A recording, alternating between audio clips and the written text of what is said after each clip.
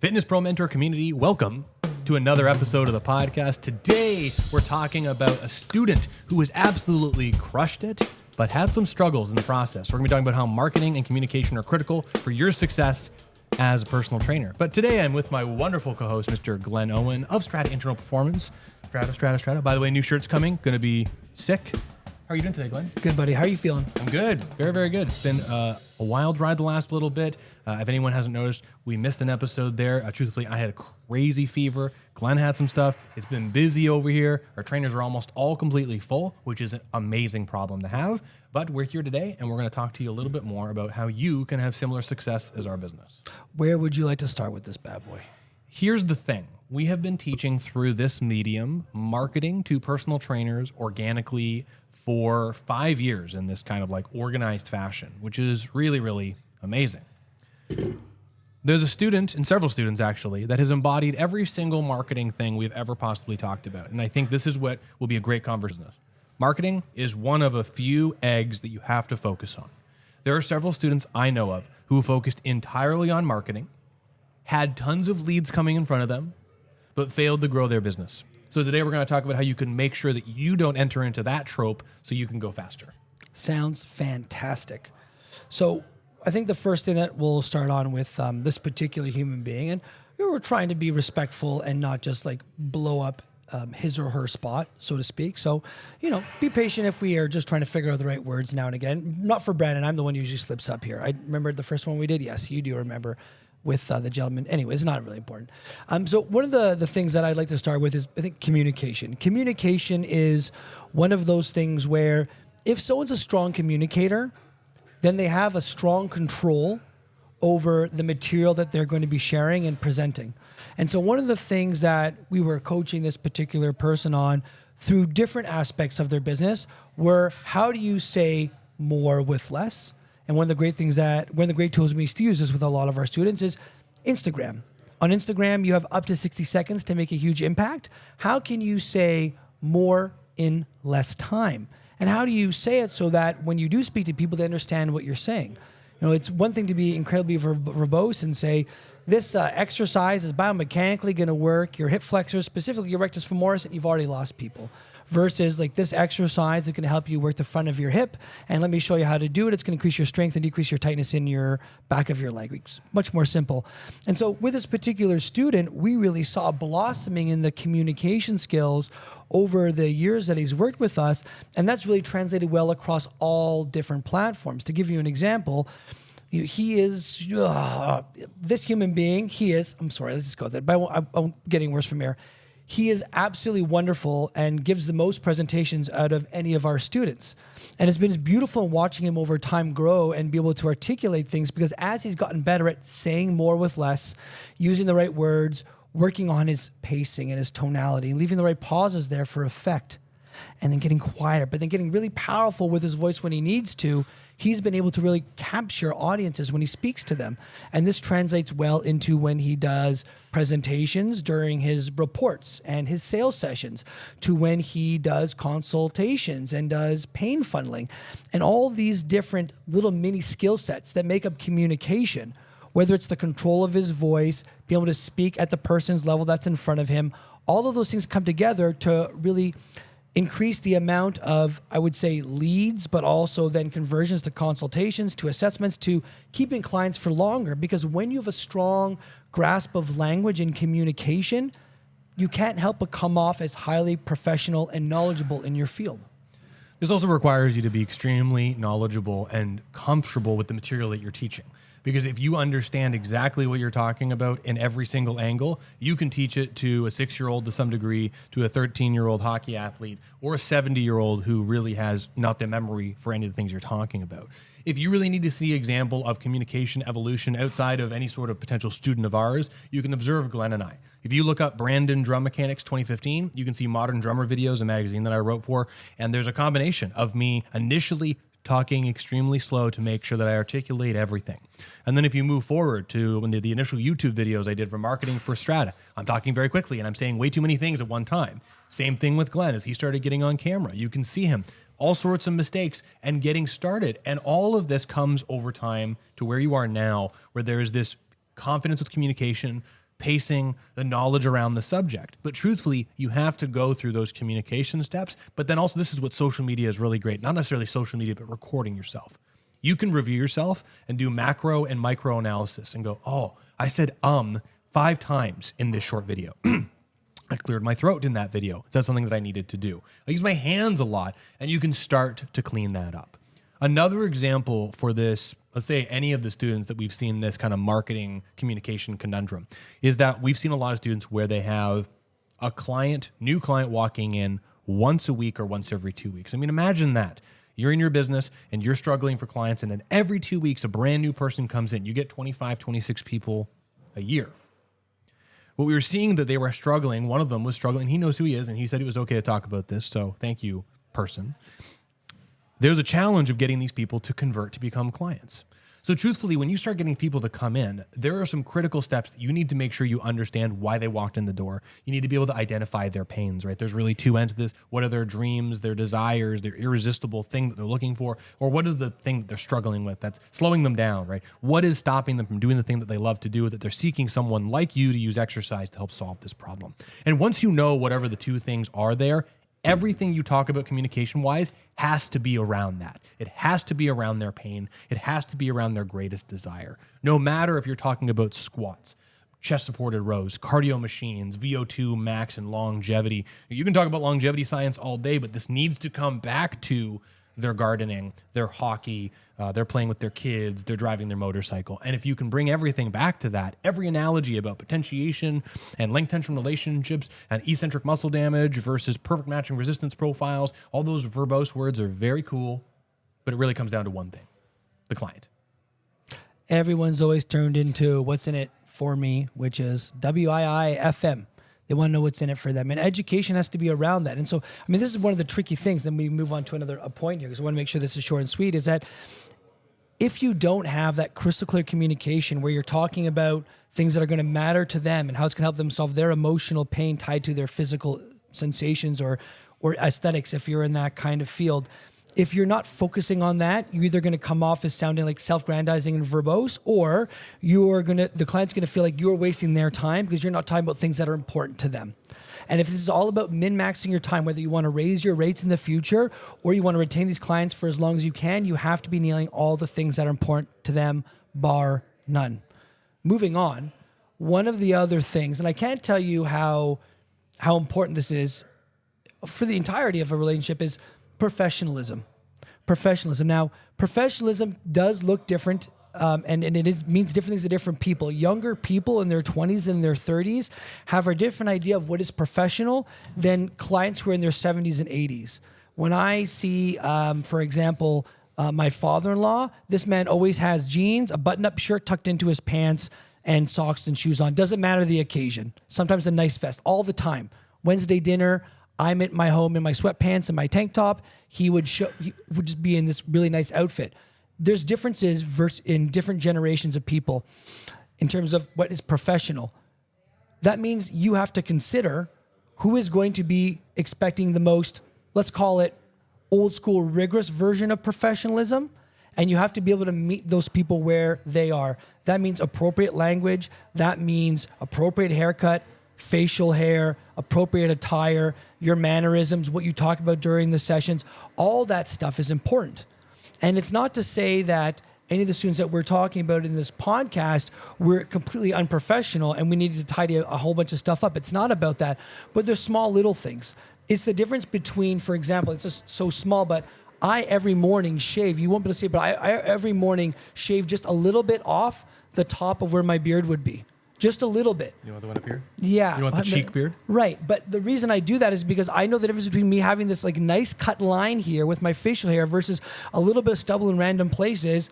That small difference looks way more professional. Yeah. I know the point where when my beard starts getting longer, even though it doesn't bother me, it starts looking unkempt, I shave it right off right afterwards. These are the small little details. I never come into work without my hair being gelled properly. Never. Right? You see Brandon's got a hat on right now. Brandon has the hat on right now because we're podcasting, we're talking to people like us in the training world. But when we're out there on the floor, Brandon's hair is immaculate when he gets down there. So is every other trainer's here. So is every trainer who we coach in our program.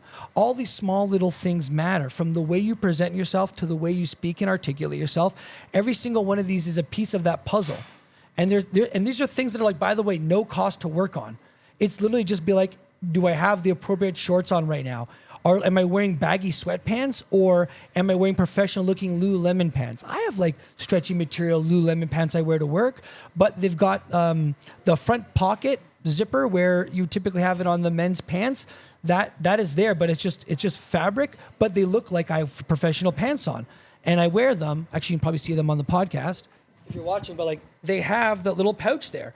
And because they have that little pouch, they look like professional gym shorts that I'm wearing, even though they're super comfortable for me. Yeah. The point I'm trying to make is I know I'm being overly verbose. Word of the day, look it up. It means to be overly talkative and loquacious with your words. Just Sounds delicious. I know, right? It's a great word, loquacious. The point I'm trying to make is ask yourself, am I conducting myself professionally, both in my words and the way I look and the way I handle myself, right? Alignment is when your thoughts, words, and actions and your look are all aligned together in professionalism. That's really what you got to hit home, all four of those pillars. My grandfather was involved with the NHL at a young age. So I was always around executives as a very young age. And even as a 5-year-old, I would dress in dress shirts to go out with my grandfather and his friends because that was just what was expected. And then when I was teaching RTS initially and learning how to teach RTS, I spent a lot of time on Front Street in Toronto at Adelaide and Toronto Athletic Club around the Bank District. The reason why I bring both of these up is if you think about executives who are in any form, Bank District, business owners, like top end people of gigantic portfolios and companies, they are all wearing suits that have typically the same color top and bottom. They typically have a dress shirt underneath their sports jacket that matches or juxtaposes it perfectly. They usually have shoes that match their belt. In personal training, fitness land, and even chiropractic land, whatever you do, we get to wear pretty much pajamas and running shoes every single day. The problem with this is that this continuum of crappy pajamas to really good pajamas is massive. And so if you come in and you're wearing your gray sweatpants where you can see the shape of everything inside your pants, if you know what I mean, that's not great in comparison to like a black Lululemon pant that looks pretty darn close to a dress pant. You're still wearing the same material, so you can easily move, stay cool, demonstrate exercises, but you can look that much more professional. In the continuum of the Bank District people, you could wear a tuxedo and you'd look like a clown. And we don't need to do that in this. We don't need to like go full dress shirt and pants in this setting necessarily. Not expected. But there's a giant difference between wearing a clean black t-shirt and a bright tie-dye shirt that says Strata. Boy, I'd love to have some crazy bright colors, but the initial impression when people walk in, black and white are very clean and sharp and look professional. And when you get to really crazy colors, the opinions change a little bit. You have to think if you have someone who is really, really old school minded in perhaps like the Jewish and or Catholic or South Asian communities, you come in, when I started 20 years ago, having a tattoo did lose clients for me. I literally had a couple successful Jewish people, because tattoos are against everything, and I'm half Jewish, so please bear with me, go diving into this a little bit. And they saw this tattoo, and I had one guy ask me, "Why do you have the islands tattoo?" And I'm like, "I'm not sure what you mean." And he didn't come back again. Now, it's more culturally accepted now. Here's the thing. Pardon me for the rant, but I think this is really important. Everything you do, from your hair to your facial hair to do you wear a hat or not, what color clothing you wear, the branding of the clothing that you wear, the statements like you wear a sports jersey or you wear like a shirt that says, pride, like a pride shirt or something like that. Like all these things are fantastic. You have to understand, like say you're in the US and you wear a MAGA shirt. Not talking about politics, but say that's your political view. You could imagine how 50% of your people might not like that shirt so much. And so you have to think every time you put something on, how does this reflect the level of service that I'm providing? And for me, when I'm working with a client, I am dressed to make my 6-figure career, and I'm dressed to represent this business. And that's what you should be thinking too. I'll say one last thing while we're on this. And by the way, I'm not telling anyone what they should do with their life, but you have to think about the optics, right? You heard the disclaimer. If you're a male and you have a super skin tight shirt on all the time, that's going to send a certain message. That's going to make some people uncomfortable. If your shirt's overly baggy, that's going to make people uncomfortable. It's not a surprise that our shirts fit kind of maybe appropriately and a little Nicely. snugger in the app, but they're very loose in the body. Athletic shirt. I'm not telling women how to dress, but ladies have to consider the same thing as well. If you're wearing super skin tight everything, and I'm just saying, if it looks alluring or it could be taken that way, I'm not telling you how to dress. I'm prefacing that because you understand the kind of clients, the kind of people you might attract in some ways. And again, not telling you what to do, but I'm just saying professionalism and the way you dress will send messages out to the world, like Brandon said, one way or the other. And it's best just to be in kind of neutral, so to speak, I think is what we're saying, right? I just want to be clear on that. Yeah, let's say your last example. You're walking into the TD Waterhouse in Toronto where all the executives are and you're giving a presentation on fitness. What are you wearing, right? You're not wearing a suit. You're not wearing your short shorts. You're not wearing a super tight, extreme Under Armour shirt, right? You're wearing something professional, in between, something that is appropriate for being a fitness person, but something that helps to show that you are professional and clean. Your hair is done, your facial hair is done, all that stuff. Anyway, next point. Last point we're going to talk about. There are some communication things that are extremely important if you're trying to grow your business. Again, if you have all these leads coming in and your professionalism is off, and there's just something about the connection that's just not working.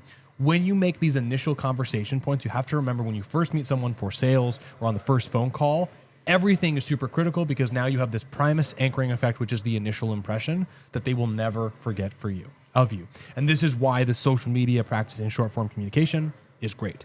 When you get to this place that you're talking about money, when you get to this place where you're talking about the science, it all needs to be respectful and needs to be within parameters that doesn't blow someone's mind. If I'm starting to talk to someone and I say, hey, listen, we're going to start working together. I just want to check a ballpark here. If I'm between $2,000 and $3,000 in a 12-week period of time, how does that land with you? There are some people that is a non-issue. There are some people that is a massive amount of money in 12 weeks. They sit there and they're like, that's like $800 every month. Wait a second. But more than that? You know, you can see where $1,000 a month becomes a big chunk of change for someone, and then they do the math over the year. That's $12,000 a year. You know, I'm going to go buy a Land Rover instead. This is where we need to be thinking about how can I set up the budget in a strategic way while being honest that doesn't scare someone away. Because truthfully, people will invest into you, but you start throwing these big numbers out and you haven't built value yet, it's going to be a problem. And then when you get to the science side of things, like we said before, very fast. If you know the pains of the individual, weight loss, physical pains, want to continue to do things, you make all the science about that. And all of the communication starts to turn them back towards you being as a solution provider. Amazing. I think the one last thing I will add on to that, I know Brent says the last thing, but this will say the last thing is... Last is this particular student, and we encourage all of us to do this, is you kind of get what you ask for in business a lot of the time. And so if you're not making asks for different requests, you're going to get the same thing over and over again. The other thing that we had this individual do, particularly, but all our students, but this individual did it quite well, is leveraging the network. You have all these people in your network, whether you want to call it a professional network, whether you want to call them people that you know are acquaintances, or maybe you go to meet new businesses and like those people become part of your network. This particular individual already had a huge network, but they weren't asking anything of the network.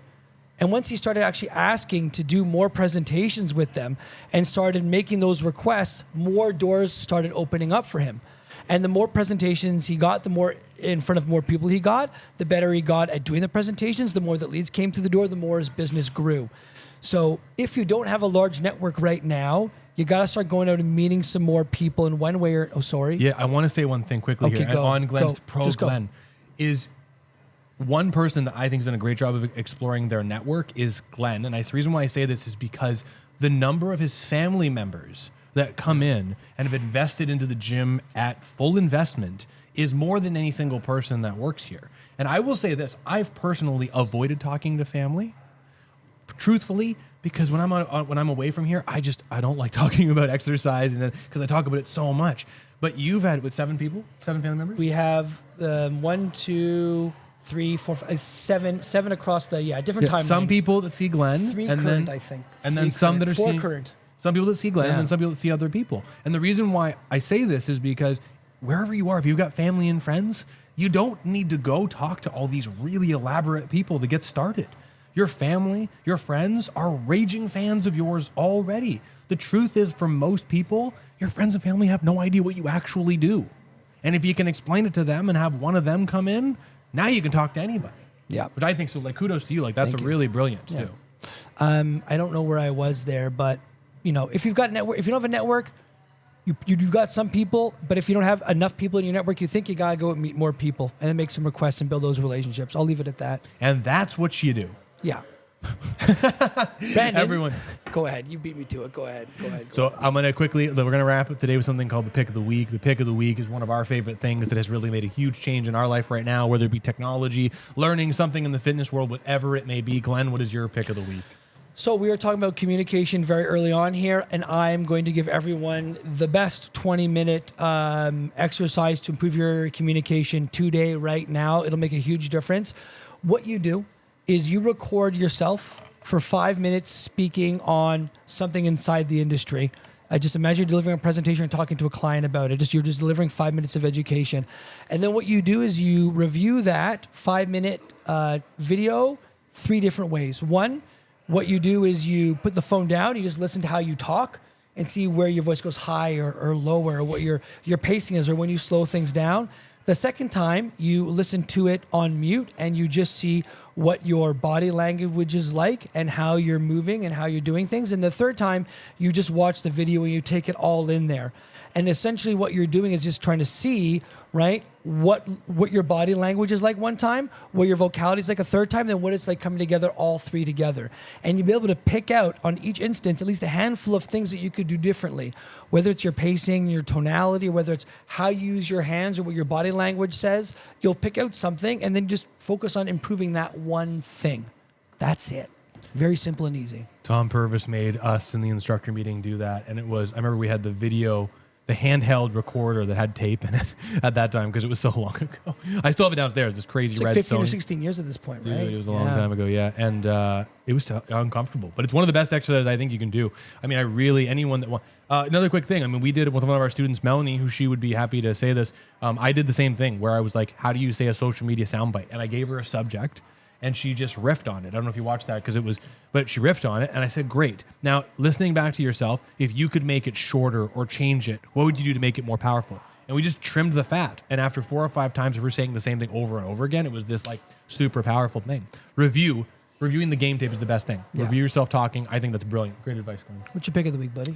Blanking right now because I had an idea and this got me really excited about it. Oh, Malcolm Gladwell. I don't know if anyone here are fans of him. I know some people love him. Some people don't love him so much. He had a great video called Tomato Sauce that came out a while ago. I've talked about this before, but I just think this is a timely thing, especially what we're talking about today. Really, I will let you explore it from a business perspective. It's very, very interesting because many people struggle to find the right niche. And ultimately, all this tomato sauce video by Malcolm Gladwell shows that there are niches that you might not have known about and you are not being fulfilled, and that the right person at the right time with the right message and the right haircut and the right clothing and the right everything could really fulfill the niche. So check out Malcolm Gladwell Tomato Sauce. In my opinion, it's one of the best TED Talk videos, because it just gives you some framing to think about your future and the direction you want to pivot and go. Fantastic. Everyone, this is Fitness Pro Mentor Podcast. Glenn and I are your hosts here. Thanks so much for watching. Really appreciate it. Communication, professionalism. You can crush your business, and no matter what your goals are, you can make it happen. Anyway, thanks so much for being here, everybody. Take care, everybody.